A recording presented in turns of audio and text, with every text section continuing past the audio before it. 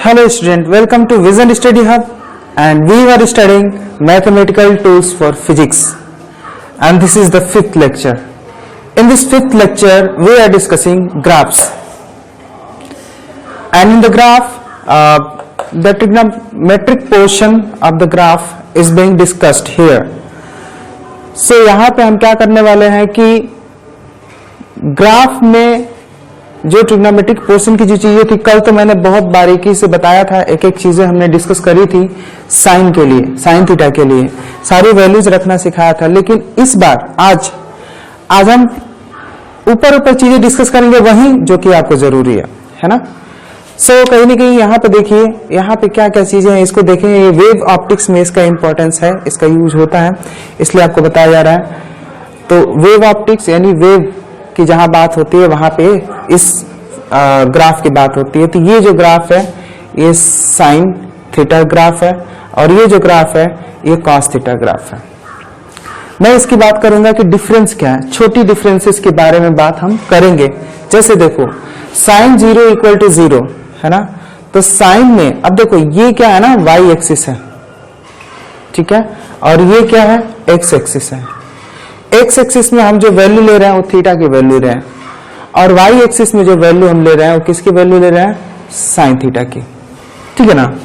तो इस तरीके से हमने ग्राफ बनाया था। हमने ग्राफ कौन सा बनाया था, ये वाला नहीं बनाया था, हमने केवल इतना ग्राफ बनाया था ऐसे करके, पूरा पॉजिटिव वाला बताया था और वही बातें डिस्कस करी थी। लेकिन आज अब फिर से थोड़ा सा हम उसे और बड़ा करते हैं और एरिया बढ़ाते हैं ताकि आपको बेहतर समझ में आएगा। लेकिन अभी जो मेन चीजें वो क्या है, साइन 0 की वैल्यू 0, तो यहाँ देखो 0 है साइन 0 की वैल्यू, और साइन 90 की वैल्यू 1 और साइन 90 की वैल्यू 1। क्यों? क्योंकि ये वाली वैल्यू 1 होती है और जो नीचे वाली वैल्यू होती है क्या होती है, नीचे वाली वैल्यू -1 होती है, ठीक है ना। तो ये -1 हो गया। तो साइन 90 की वैल्यू, अच्छा 90 को हम पाई के टर्म में क्या कहते हैं, पाई/2 हमने डिस्कस करा था। इसे हम क्या कहते हैं, पाई। इसे हम क्या कहेंगे, पाई/2 में पाई फिर से हम जोड़ेंगे आगे, तो ये क्या हो जाएगा 3π/2 और इसे 2π। उस तरह पीछे भी जा सकते हो। ये वाला अगर 0 है तो 0 के पहले क्या होगा, -π/2, इसके पहले क्या होगा -π, इसके पहले क्या होगा -3π/2, इसके पहले -2π, ऐसे भी चलता जाएगा। यानी ये इंटीजर है, इंटीजर आप समझते हो, इंटीजर क्या होता है, 0 से 1 2 3 4 5 6 ऐसे चलता जाता है और -1 -2 -3 ऐसे चलता जाता है। मैंने इस चीज को कल डिस्कस नहीं करा था क्योंकि अभी तो चीजों को मैं सिंपल रखना चाहता था, है ना, इसीलिए मैं माइनस वाली बात डिस्कस नहीं करा था हमने। लेकिन अब आप जान लीजिए कि माइनस वाली लाइन भी होती है, यानी ये कहीं ना कहीं पूरा क्या है, इंटीजर, इसमें इंटीजर यूज होता है, ठीक है। तो जिस तरह प्लस में चलता है उस तरह माइनस में भी चलता है ना, ठीक है।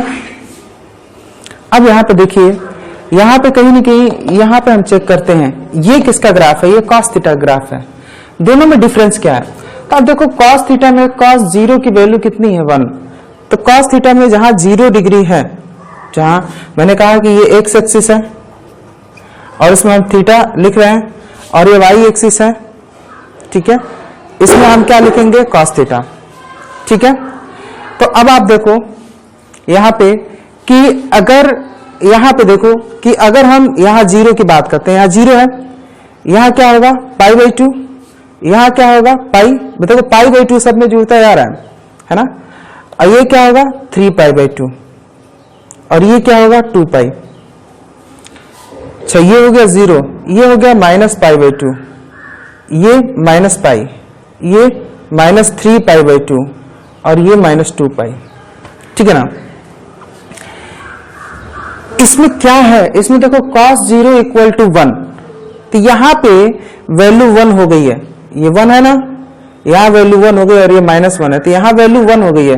तो जो मैं यहाँ पे पढ़ा हूँ cos 0 इक्वल टू 1, तो cos 0 पे मैंने 1 बना दिया, है ना। sin 0 इक्वल टू 0, तो साइन में देखो 0 पे ये ग्राफ 0 पे मिल रहा है। sin 90 पे 1, तो sin 90 यानी π/2, sin π/2 पे 1 है, देखो 1 से मिल रहा है ना। और cos में आओ तो cos 90 मतलब cos π/2, cos 90 मतलब cos π/2, तो यहाँ cos π/2 की वैल्यू देखो 0 पे है, ये ग्राफ आके 0 पे मिल गया, है ना। देखो 0 इसको कैसे देखना है, y वाले में देखना है, ये अगर इसी लाइन पे आ गया तो ये 0 हो गया, ये x पे आ गया तो इसकी वैल्यू जो है, इसकी जो वैल्यू आ रही है वो 0 हो गई। वैल्यू जब भी देखोगे तो आप इससे मिला के देखोगे, तो इससे मिलाओगे तो ये किस पे है, 0 पे है ना, इस लाइन पे आप देखोगे, ठीक है। तो ऑब्वियसली 0 वाली लाइन पे आ गया। अच्छा देखो इससे क्या चीजें हमें निकल के आती है वो हम फटाफट कर लेते हैं, जिसके लिए हम इतना मेहनत कर रहे हैं। वो ये है कि एक चीज तो हम ये समझ गए थे कि साइन थीटा की वैल्यू 0 कब होती है, जब थीटा की वैल्यू क्या होती है, जब थीटा की वैल्यू क्या होती है, मैंने डिस्कस करा था n पाई, डिस्कस हुआ था कि नहीं, है ना। दूसरी चीज ये डिस्कस हुई थी, दूसरी चीज को हम छोड़ते हैं, ये चीज डिस्कस किए थे, I think you should know it, और आपको ये समझ में आ गया। लेकिन यही cos थीटा कब 0 होता है अगर आपसे पूछा जाए तो, when cos थीटा इज 0, तो cos थीटा 0 कब होता है, मिलाते हैं। यहाँ देखो cos थीटा 0 यहाँ पे तो नहीं है, यहाँ पे 0 है, 0 है कि नहीं, तो किस पे 0 है, हम लिखते हैं when थीटा इक्वल टू π/2। फिर आगे बढ़ते हैं, ये कहाँ 0 है, यहाँ पे, यानी when theta is equal to 3π/2। फिर कहाँ 0 है, तो फिर ऐसे ही कुछ होगा। इधर चलते हैं तो इसकी वैल्यू क्या है, -π/2। फिर आगे बढ़ते हैं, अब कहाँ 0 है, तो -3π/2। तो जहां जहां cos की वैल्यू 0 है वो वैल्यूज मैंने लिख दिया कि भाई -π/2 पे ये 0 है, -3π/2 पे 0 है। अब कहीं ना कहीं यहाँ पे हम पैटर्न को समझने के लिए केवल इसी का यूज करते हैं। तो आप देखो अगर ये 1π है तो ये 3π है, ये 1π है तो ये 3π है, तो 1 3 5 ऐसे ही चलेगा, है ना, 1 3 5 ऐसे चलेगा। तो कहीं ना कहीं ये क्या है, आप ये कह सकते हो ऑड पाई अपॉन 2, समझाने के लिए बोल रहा हूं। ऑड नंबर आप जानते हो, ऑड नंबर अगर आप जानते हो ना तो आप फटाफट लिख दोगे। जब थीटा की वैल्यू कितनी हो, थीटा की वैल्यू हो π/2 या 3π/2 या 5π/2 या 7π/2, ऐसे करके देखो। ऑड मतलब ये ऑड नंबर 1 3 5 7 ये ऑड नंबर होता है कि नहीं। तो जब ऑड π/2 होगा तो कहीं ना कहीं ऐसे केस में हम cos थीटा की वैल्यू 0 मानेंगे। अगर थीटा की वैल्यू ऑड π/2 होगा तो cos थीटा की वैल्यू 0 मानेंगे। ये बात समझ में आ गई। तो ये ऑड नंबर को गणित में शो करने के लिए हम ऐसे शो करते हैं 2n+1 π/2, मतलब इस ऑड नंबर को शो करने के लिए 2n+1 शो करते हैं, जहां n क्या है, वेयर n इज इंटीजर, जहां n इंटीजर है। इंटीजर मतलब कोई वैल्यू ले लो यार, इंटीजर वाली वैल्यू आप 10th में सीख चुके हो, है ना। तो कहीं ना कहीं ये बात आपको समझ में आ जानी चाहिए, और यही इंपॉर्टेंट है वेव ऑप्टिक्स में कि cos थीटा 0 कब होता है, when theta equal to 2n+1 π/2, when theta equal to 2n+1 π/2, तब cos थीटा 0 होता है, तब cos थीटा 0 होता है। ये बात आपको समझ में आना चाहिए। तो cos थीटा 0 हमें दिख भी गया, एक पैटर्न हमें समझ, 2n+1 मतलब ऑड नंबर। एक चीज देखो यहाँ 2n+1 है ना, 2n+1 ऑड कैसे आप खुद समझ सकते हो।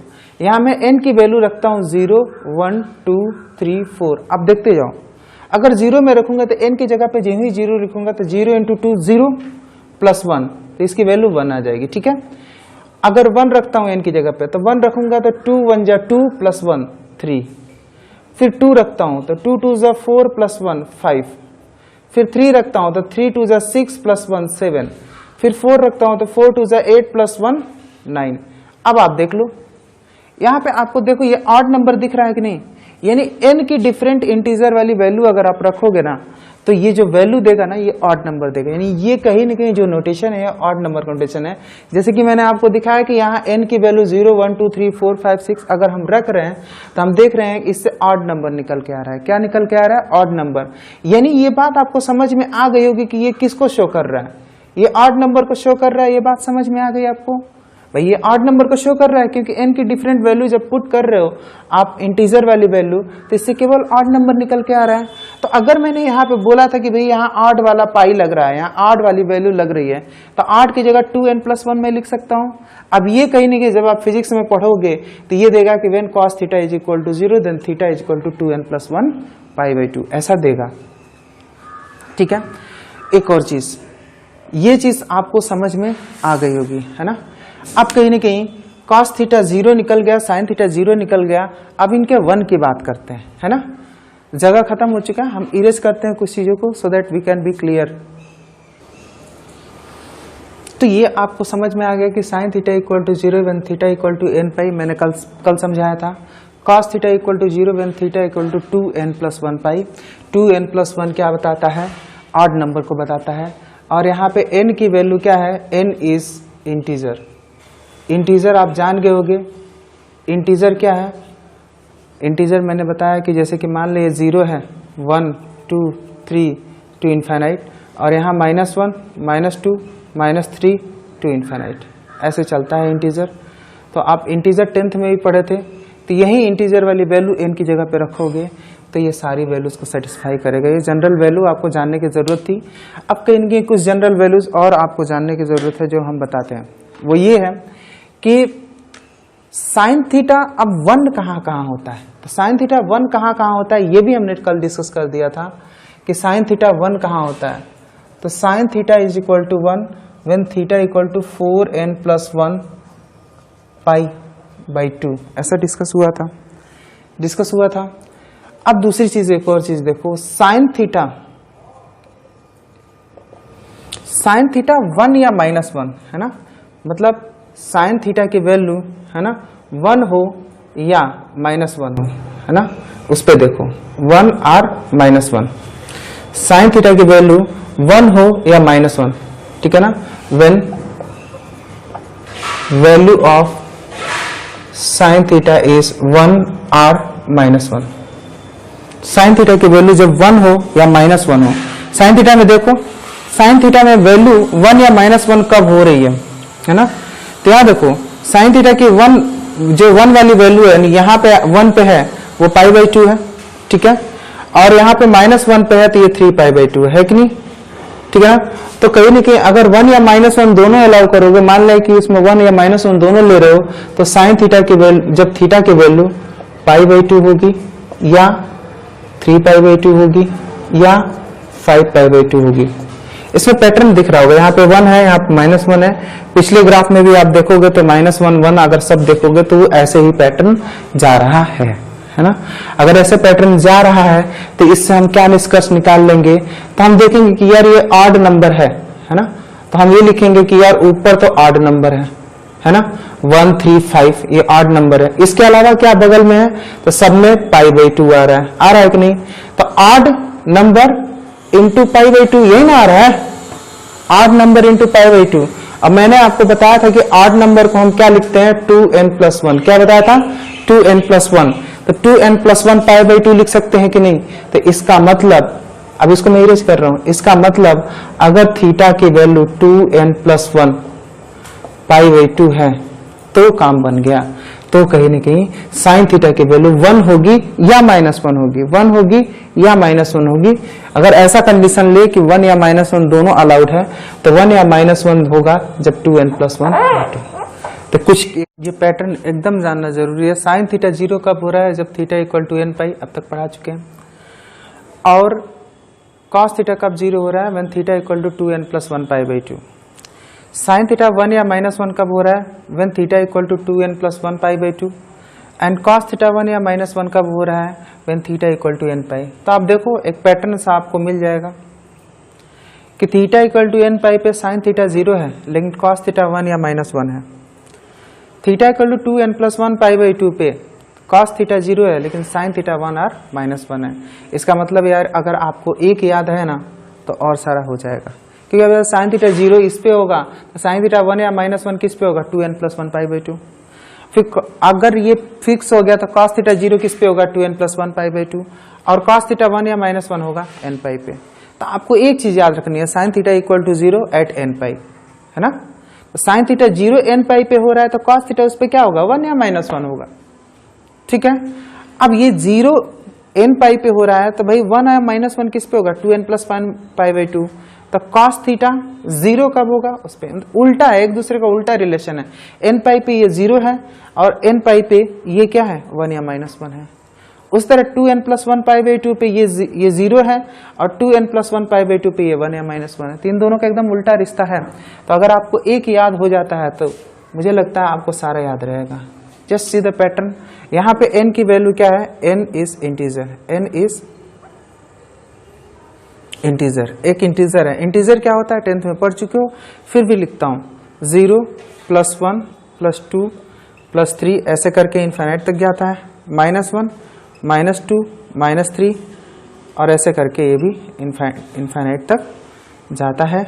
ये होता है इंटीजर, है ना। अगर n की वैल्यू या इंटीग्रल वैल्यू दोगे तो जो जितनी वैल्यूज आने वाली है, मतलब कहने का मतलब n की वैल्यू हम 3 डाल देते हैं, n की वैल्यू अगर हम 3 डालते हैं, n की यहाँ पे कोई भी वैल्यू डालोगे सबके लिए ये ट्रू है। मान लें cos थीटा 0 की हम बात कर रहे हैं, हम कह रहे हैं cos theta equal to 0 when theta equal to 2n + 1 π/2। ठीक है, मैं ये बात कह दिया। तो n के किसी भी वैल्यू के लिए अप्लाई है। मान ले 3 है, यहाँ 4 लिख दें, यहाँ 5 लिख दें, मैं 5 उठा लेता हूँ। तो अगर 5 में यहाँ पे ला कर रख दूंगा तो 5 2 = 10, n की जगह पे 5 रख रहा हूँ, 5 2 = 10 + 1 11 π/2। इसका मतलब अगर थीटा 11 π/2 है तो अगर मैं लिखता हूँ cos थीटा तो वो 0 होगा। मतलब cos 11 π/2 की वैल्यू क्या होगी? 0। समझ में आ रहा है ना। आप कोई भी वैल्यू रखो, है ना, वो सारी वैल्यूज को ये बताएगा, है ना। ठीक है, तो कहीं ना कहीं ये हर वैल्यूज के लिए लागू होता है। तो ये जनरल चीजें आपको याद होना चाहिए। थोड़ा बहुत आइडिया लग चुका होगा, जब आप वो चैप्टर पढ़ोगे तो थोड़ा और आइडिया लगेगा, और मात्र इसी वजह से वो चैप्टर टफ हो जाता है। That is why I discussed it. थोड़ा सा लेंदी लगा, but you have to see 1 or 2 times, क्योंकि ग्राफ है, नया है, तो आपको सीखने में समय तो लगेगा, ऐसे फटाक से तो आपको आ नहीं जाएगा। So you may take time, 1 or 2 times आपको लगेगा। ग्राफ समझ जाओगे, एक बार ग्राफ समझ जाओगे तो फिर कहीं ना कहीं फिजिक्स बहुत आसान हो जाता है ना। दो कुछ वैल्यूज आपके सामने लिख दिया हूँ। इस वैल्यूज को लिखने का उद्देश्य जो है वो मैं फटाफट बता देता हूँ। वो ये है कि मैं लिखा हूँ sin थीटा 0, sin 0 = 0 होता है, मैंने ये लिखा है। और दूसरा cos 0 = 1 होता है ना। कभी कभी ऐसा होता है कि ऐसे पूछ दे cos 0.0045 डिग्री इक्वल टू, या cos 0.1 डिग्री इक्वल टू क्या होगा। इस बात को समझना है यार। cos 0.1 डिग्री यानी मतलब यार एंगल 1 डिग्री का एंगल आप बनाए होगे शायद ही, है ना।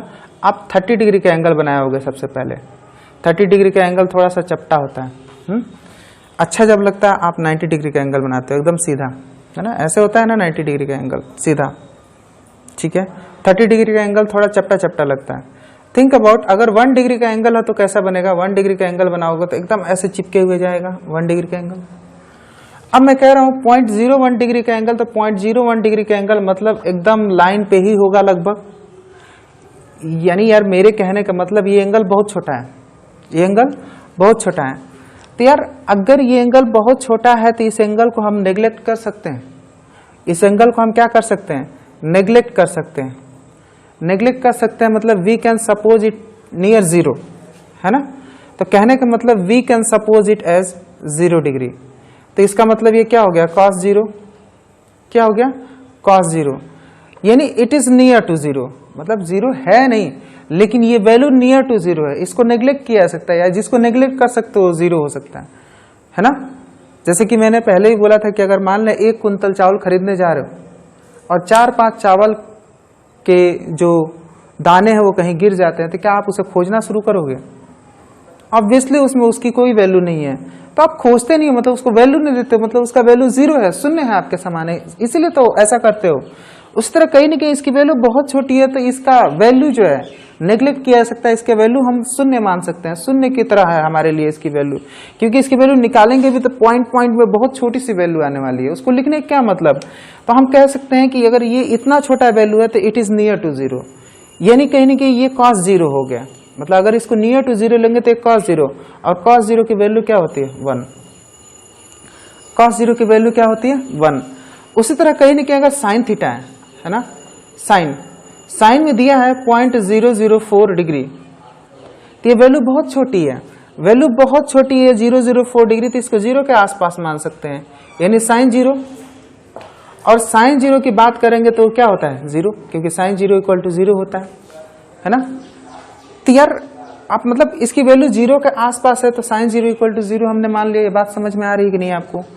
तो इससे निष्कर्ष क्या निकल रहा है? इससे हम क्या निकाल के ला रहे हैं? बात क्या आ रही है कि यार अगर कहीं न कहीं किसी भी वैल्यू का, मान लें ये थीटा है, है ना, ठीक है, कॉस का थीटा है या टेन का थीटा है। अगर ये थीटा की वैल्यू बहुत छोटी है, यानी theta is very small, condition applied, mind it, theta is very small, अगर थीटा की वैल्यू बहुत छोटी है, ठीक है, अगर थीटा की वैल्यू बहुत छोटी है तो क्या करेंगे, ऐसे केस में इसको हम जीरो ले सकते हैं और साइन जीरो की वैल्यू जीरो होती है, जैसा कि मैंने यहां डिस्कस करा है। उस तरह यहां कॉस थीटा की वैल्यू बहुत छोटी है तो इसको जीरो ले सकते हैं, तो कॉस जीरो क्या होता है, 1 होता है, तो इसे 1 ले सकते हैं। एंड एग्जैक्टली 1 नहीं होता है, इट इज नियर टू 1, तो हम यूज कर लेते हैं यह वैल्यू, ठीक है।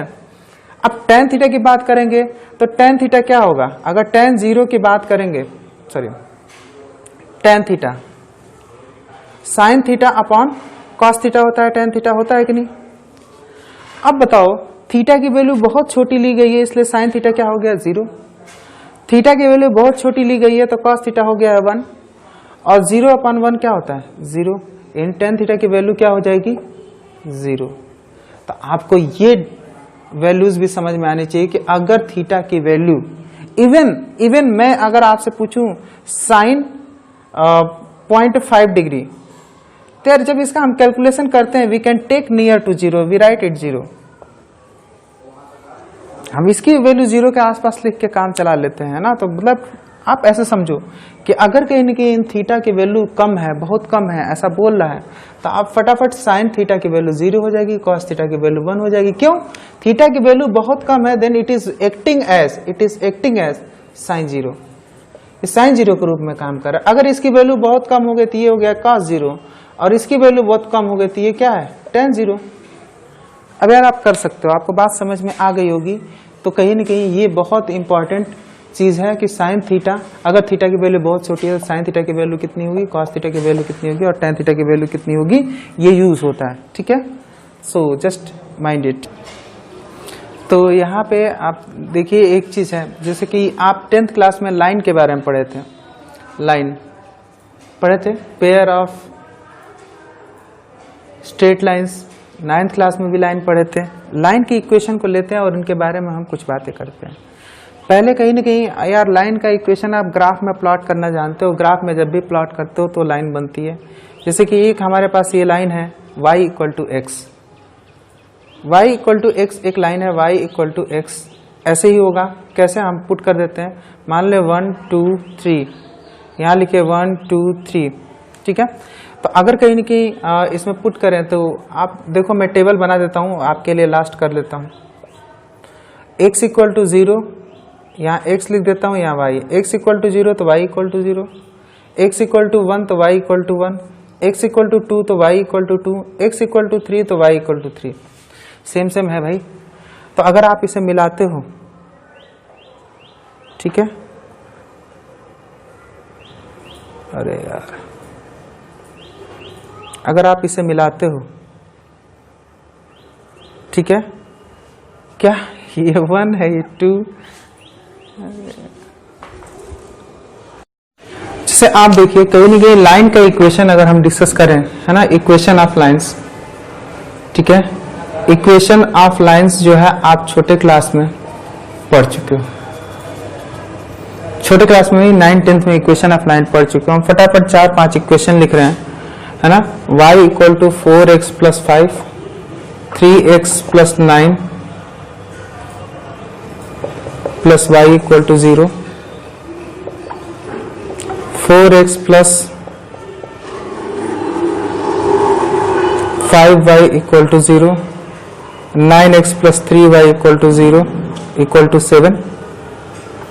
अब ये सब करने के लिए, ये सब क्यों मैं कर रहा हूँ, ये सब इसलिए कर रहा हूँ कि कहीं ना कहीं इसका ग्राफ तो आप खुद बना लोगे। अगर कहीं ना कहीं आपको इसके बारे में दोबारा रिवाइज करना है, just go and make graph, है ना। मैं तो कहीं ना कहीं आपको जो जरूरी चीज है वो डिस्कस करता हूँ कि जो लाइन होती है उसका एक जनरल फॉर्म होता है y = mx + c, ठीक है। y = mx + c ये जनरल फॉर्म होता है। कैसे जनरल फॉर्म होता है, तो इस जनरल फॉर्म की खासियत होती है कि जो इसमें m होता है, m बताता है स्लोप। तो आप कहोगे सर m स्लोप कैसे होता है, स्लोप कौन सी चीज होती है।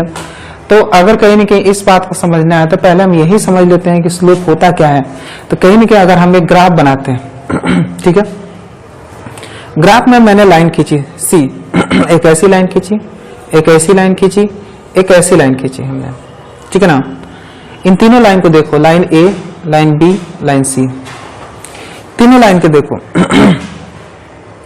सोचो कि अगर कहीं न कहीं यहां पे आप हो, ठीक है, आपको इसकी चढ़ाई करनी हो, पहाड़ हो, मान लो ये पहाड़ है, आप चढ़ना चाहते हो, फिर एक समय यहां खड़े हो, ये भी पहाड़ है, इस पे आप चढ़ना चाहते हो, है ना, इस पहाड़ पे आप चढ़ना चाहते हो, और ये तीसरा पहाड़ है जिस पे आप चढ़ना चाहते हो। आप खुद बताओ, इस पे चढ़ने में ज्यादा परेशानी होगी या इस पे चढ़ने में होगी या इस पे? तो ये देखो यार, एकदम ऐसे स्टीप, मतलब स्टीप नहीं कहेंगे, ये एकदम बेसिक नीचे स्लोप है, इसका ढलान बहुत कम है, स्लोप बहुत कम है, आप आसानी से चढ़ जाओगे इस पे।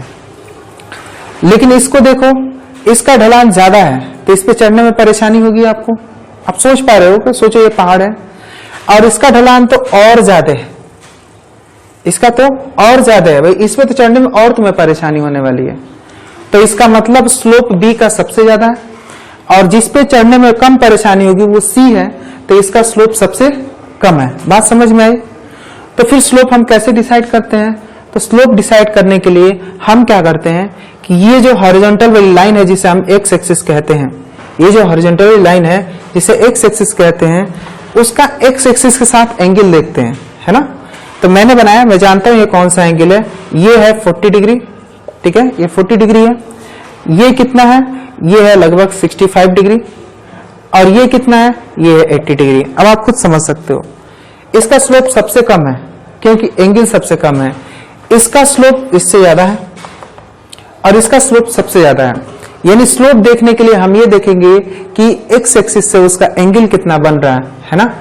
एंगल ज्यादा है तो स्लोप ज्यादा, एंगल कम है तो स्लोप कम, है ना। यानी ये बात हो गई कि एंगल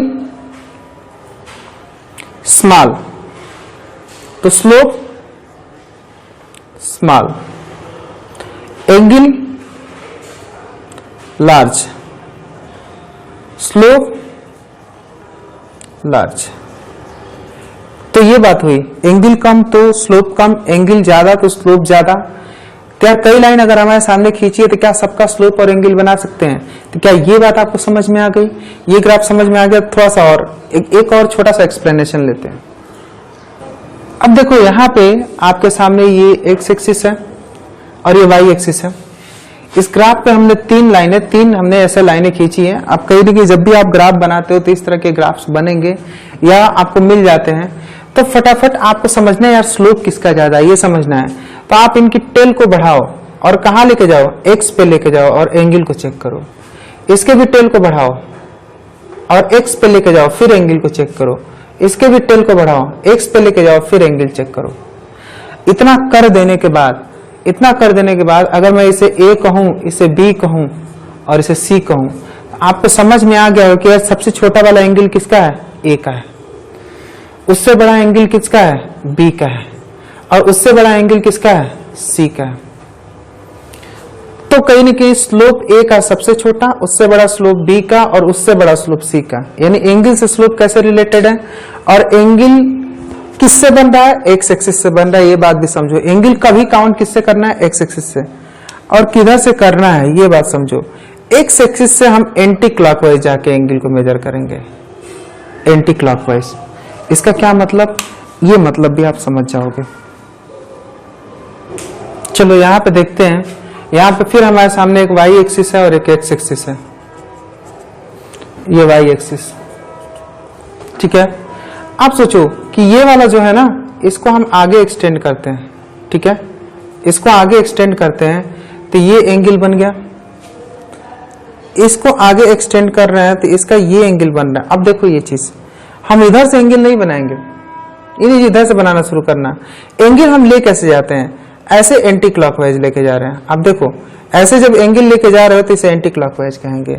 ऐसे एंगल लेके आओगे तो इसे क्या कहेंगे? क्लॉकवाइज। हमें बनाना क्या है? Anti clockwise. अब कहीं नहीं ऐसे लाइन खींचते हैं तो यहां से एंगल लेंगे तो ये कौन सा हो जाएगा? एंटी क्लॉकवाइज है। और ये जो एंगल है, अब इस एंगल को देखो तो ये एंगल सबसे छोटा है। सपोज ये ए है, ये बी है और ये सी है। तो आपसे मैं पूछूंगा कि स्लोप किसका ज्यादा है? तो सबसे कम स्लोप बी का है उससे ज्यादा स्लोप किसका है? सी का, है ना। और यार ऐसे सोचो ना यार, अगर तुम्हें यहां से चढ़ना हो तो कितनी परेशानी होगी। यहां से तो चढ़ने में लटक के चढ़ोगे, है ना। तो अगर ऐसा पहाड़ हो, आपको इधर से चढ़ना हो, है ना, तो बहुत परेशानी होगी। यानी जो ए का स्लोप है वो सबसे ज्यादा है। तो इस तरीके से आपको समझ में आ गया होगा कि स्लोप को कैसे समझना है, ये आइडिया लग चुका होगा।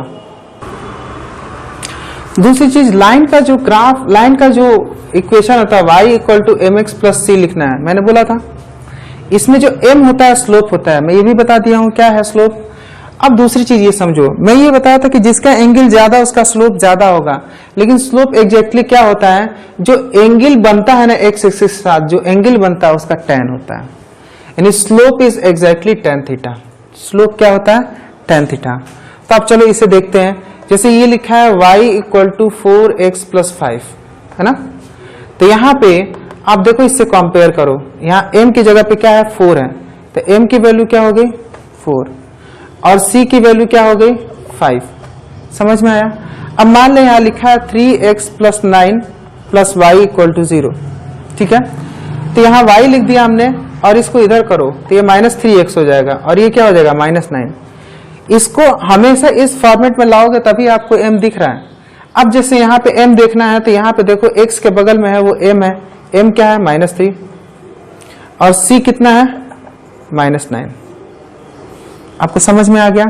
तीसरा हमारे पास ये 4x प्लस 5y है, तो आप कहीं ना कहीं 5y इक्वल टू -4x लिख सकते हो, और y इक्वल टू होगा -4/5x प्लस 0, ठीक है। अब कंपेयर करो यहां से, तो y का y है, x के बगल में जो है वो क्या है? m है, तो x के बगल में जो m है वो क्या है? -4/5, और c की वैल्यू क्या है? 0। तो आप स्लोप समझ गए होगे कि स्लोप क्या होता है, ठीक है ना। और कहीं न कहीं लाइन के ग्राफ से स्लोप कैसे निकलता है, लाइन के इक्वेशन से, ये बात भी समझ में आ गई। एक चीज बताना जरूरी होगा, इस लाइन की बात जब हम कर ही दिए हैं, या हर चीज के लिए जरूरी होता है, लेकिन फिर लाइन आपको बेहतर समझ में आएगा। मान लें लिखा है 4x plus 3y equal to 7, ऐसा दिया हुआ है, और मान लें हमारे पास एक ग्राफ बना हुआ है, ठीक है। तो इस लाइन के बारे में कुछ इंफॉर्मेशन हम फटाफट बता सकते हैं, है ना। y एक्सिस, x एक्सिस, यार ये लाइन अगर कहीं भी चल रहा होगा तो x एक्सिस को भी कहीं न कहीं कट कर रहा होगा, और y एक्सिस को कट कर रहा होगा। तो अगर हमें जानना है कि ये x एक्सिस को कहां पे कट कर रहा है ना, x एक्सिस कहां पे कट कर रहा है, तो ऐसे केस में y इक्वल टू 0 रख देंगे। इसमें y इक्वल टू 0 रख देंगे तो देखो क्या होता है, y इक्वल टू 0 रखने पे तो 4x और y equal to 0, 3 into Y 0 हो गया इक्वल टू 7, तो x इक्वल टू क्या हो गया? 7/4। यानी कहीं न कहीं ये x एक्सिस को कहां पे कट करता है? वो 7/4 पे कट करता है। 7/4 क्या होता है? अगर ये 1 है और ये 2 है तो इसके पहले आएगा 7/4, यानी इस पॉइंट पे x एक्सिस को कट करता है। दूसरा, अगर ये जानना हो कि y एक्सिस को ये किस पॉइंट पे कट करता है, y एक्सिस को किस पॉइंट पे कट करता है ना, तो x इक्वल टू 0 रख दो। यहाँ पे क्या लिख दो? x equal to 0। तो फिर यहाँ पे x इक्वल टू 0 रखो, तो x इक्वल टू 0 रखो तो 4 इंटू 0 0 हो जाएगा, प्लस 3 इंटू वाई ऐसा ही रहेगा इक्वल टू 7। तो y इक्वल टू क्या होगा? 7/3। तो y की वैल्यू 7/3 हो जाएगी। तो अगर मान लो ये 1 है, यहाँ 2 है, ये 3 है, तो ये वाली वैल्यू 7/3 के आसपास हो जाएगी, है ना। और कहीं न कहीं आप डायरेक्ट ऐसे भी समझ सकते हो कि इस लाइन को जब मैं ऐसे मिला देता हूं तो ये लाइन कहीं न कहीं, ये जो लाइन है, ये जो लाइन जो मैंने मिलाया है, यही लाइन की बात हो रही है। इस लाइन का इक्वेशन क्या है? 4x plus 3y equal to 7, ठीक है ना। इससे आपको ये भी मालूम चल गया कि ये वाला कितना लेंथ है और ये वाला कितना लेंथ है। तो भाई आप बताओ, अगर ये 0 है तो ये लेंथ कितना होगा? 7/4, और ये लेंथ कितना होगा? तो अगर ये 0 है और ये 7/3 है तो ये हो जाएगा 7/3, ठीक है। एक और चीज, ये जो लेंथ है, ये जो लेंथ है, ये होता है y इंटरसेप्ट। क्या होता है? मतलब y में 0 से लेकर जितना पार्ट ये कट करता है, इसको हम कहते हैं y इंटरसेप्ट। क्या कहते हैं? y इंटरसेप्ट, है ना। और ये x में 0 से लेकर जितना पार्ट कट करता है, इसे हम कहते हैं x इंटरसेप्ट। क्या कहते हैं? X intercept. ये बात समझ में आ गई होगी कि ये कहीं न कहीं एक्स में ये इस पॉइंट पे कट किया तो 0 से लेके यहां तक की जो दूरी है, इसी चीज को हम क्या कहते हैं, एक्स इंटरसेप्ट। और ये वाला क्या हो गया, वाई इंटरसेप्ट। यानी कहीं न कहीं अगर मैं कोई लाइन खींचता हूं, है ना, ऐसा लाइन है सी, लाइन ऐसा है, तो ये वाला जो पोर्शन है ये क्या है, वाई इंटरसेप्ट। और ये वाला जो पोर्शन है ये क्या है, एक्स इंटरसेप्ट। ठीक है ना, जहां ये एक्स एक्सिस है यहां वाई एक्सिस है, तो एक्स इंटरसेप्ट वाई इंटरसेप्ट दिखने लगा होगा। तो ये जो सी है ना, ये सी क्या है, यहाँ पे खुद देखो, यहाँ पे खुद देखो कि अब कहीं न कहीं इससे हमें क्या समझ में आया है, इतना सारा डिस्कशन करने से क्या समझ में आया है कि अगर आपको एक्स इंटरसेप्ट फाइंड आउट करना है, अगर आपको x इंटरसेप्ट फाइंड आउट करना है तो y इक्वल टू 0 रख दो, अगर आपको y इंटरसेप्ट फॉर्म करना है तो x इक्वल टू 0 रख दो। ये बात समझ में आ गया। अच्छा, इस इक्वेशन में देखो, इस इक्वेशन में अगर मैं x इक्वल टू 0 रख दूं तो y equal to m into 0 plus c, m into 0 क्या हो जाएगा, 0, यानी y इक्वल टू c। तो इसका मतलब ये जो c है, ये जो c है ये क्या है, y इंटरसेप्ट। y इंटरसेप्ट कहने का क्या मतलब कि कहीं न कहीं अगर ये लाइन बनेगी, ये लाइन जब आप खींचोगे, जैसे मान लें आप लाइन लिख रहे हो y equal to 4x plus 3, ठीक है, तो ये लाइन जो खींचोगे वो लाइन कहीं न कहीं ऐसे आएगी। मान लें ऐसे आती है तो ये दिखाता है कि यहाँ 3 पे कट करेगा, इससे मालूम चल जाता है कि ये 3 पे कट करेगा, और ये वाली जो लेंथ होगी वो 3 होगी। ये बात शो करता है, ठीक है। यहाँ पे जो 4 बता रहा है ये क्या है, पॉजिटिव। पॉजिटिव जब होगा तो आपका जो लाइन होगा हमेशा इस डायरेक्शन में होगा, है ना, और जब नेगेटिव होगा तो आपका लाइन कैसे होगा, इस डायरेक्शन में होगा। जब इस डायरेक्शन में होगा तो आपका लाइन, आपका जो स्लोप है वो नेगेटिव होगा। पहले तो ये समझ में आ गया, जो इंपॉर्टेंट है कि अगर 3 है ना, तो ये लाइन कुछ ऐसा खींचा हुआ है और कहीं न कहीं ये 3 इंटरसेप्ट को शो कर रहा है, ठीक है। तो यहाँ पे देखो आपके पास 3 लाइंस दी हुई है, 3 लाइंस पे देखो, अगर 4x प्लस 3 है तो मैंने बताया था कि यहाँ 3 पे क्या करो, लाइन ऐसे खींचो कि 3 से होते हुए जाए। चलो ठीक है, यहाँ 4x प्लस 2 है तो लाइन को ऐसे खींचो कि 2 से होते हुए जाए। यहाँ 4x प्लस 1 है तो लाइन को ऐसे खींचो कि ये 1 से होते हुए जाए। एक चीज देखो, मतलब थोड़ा सा मैं अगर सीधा ग्राफ बनाता हूं तो आप देख रहे हो ये तीनों की तीनों लाइन पैरेलल है, यानी अगर स्लोप सेम है, तीनों लाइन का स्लोप सेम है, यानी तीनों लाइन क्या होंगी, पैरेलल। स्लोप तो आप समझ गए हो ना कि इसे स्लोप कहते हैं, देख लो, कंपेयर कर लो, y सामने है, m की जगह 4 है तो m 4 हो गया, यानी स्लोप 4 है ना, और ये स्लोप जो है सेम दोनों सबका है तो ये पैरेलल होंगे, और c की वैल्यू कम या अधिक होती जाएगी तो ये ऊपर या नीचे होते जाएंगे। यही अगर y equal to 4x minus 5 रहता तो यहाँ -5 पे आ जाएगा, यानी नीचे, ऐसे लाइन हो जाएगा। तो बहुत सारी चीजें इस लाइन के बारे में आप सीख चुके हो और बहुत सारी चीजें ग्राफ के बारे में आप समझ चुके हो। इसके बाद से जो पोर्शन है लॉग है, लॉगरिथम हमको समझना है।